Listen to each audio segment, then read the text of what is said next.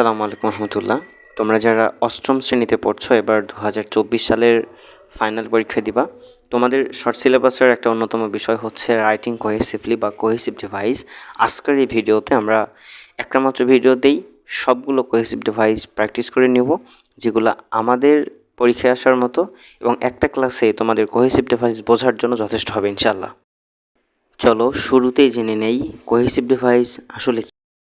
Cohesive device মানে হচ্ছে সঙ্গতিপূর্ণভাবে লেখা।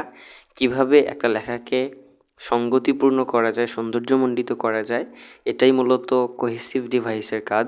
তো তোমাদের পরীক্ষায় যেটা হবে, তোমরা স্ক্রিনে যে প্যাসেজটা দেখতে পাচ্ছ, এই ধরনের একটা প্যাসেজ তোমাদের পরীক্ষায় দেয়া থাকবে। তো এখান থেকে তোমাদের হচ্ছে কোহেসিভ ডিভাইস খুঁজে বের করতে হবে, এখানে কোন কোন কোহেসিভ ডিভাইসের ব্যবহার রয়েছে এবং সেগুলো ব্যবহারের উদ্দেশ্য কী, কোন পারপাসে এই কোহেসিভ ডিভাইস ব্যবহার হয়েছে, সেটা তোমাদের পরীক্ষার খাতায় লিখতে হবে।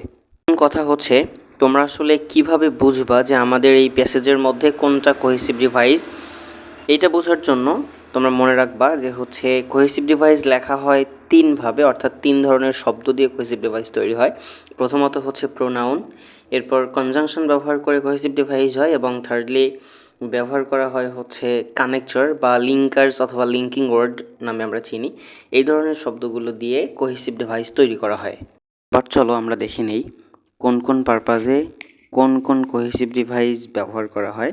আমরা অবশ্যই হিডিং দিয়ে পারপাসগুলো লিখব এবং এরপর নিচে কোহেসিভ ডিভাইসগুলো লিখব।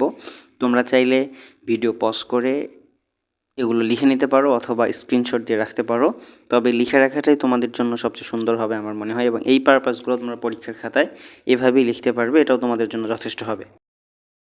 এই যে স্লাইডগুলো শো করা হচ্ছে স্ক্রিনে তোমরা দেখতে পাচ্ছ, এগুলোই মূলত কোহেসিভ ডিভাইস এবং উপরের যে কজ অ্যান্ড ইফেক্ট, এরপর হচ্ছে কম্প্যারিজন এই পয়েন্টগুলো রয়েছে, এগুলোই হচ্ছে আমাদের কোহেসিভ ডিভাইসের পারপাস। তোমরা এগুলো পরীক্ষার খাতায় পারপাসের ঘরে লিখতে পারো অথবা তোমাদের বোর্ড বইয়ে রাইটিং কোহেসিভলি অধ্যায়ের মধ্যে সুন্দর করে সাজিয়ে দেওয়া আছে, বড় করে তোমরা সেগুলো লিখতে পারো, অথবা যদি বড় করে লিখতে ঝামেলা মনে হয় এভাবে লিখতে পারো। ভিডিওটি তোমাদের কাছে কেমন লেগেছে অবশ্যই কমেন্ট করে জানিয়ে দেবে। পাশাপাশি যদি ভালো লেগে থাকে লাইক, কমেন্ট, শেয়ার করবে এবং সাবস্ক্রাইব করবে আমাদের চ্যানেল। পাশাপাশি কে কোথা থেকে দেখছো, কোন স্কুলে পড়াশোনা করছো, অবশ্যই কমেন্ট করে জানাবে। সবাই ভালো থাকবে, সুস্থ থাকবে। আল্লাহ হাফেজ।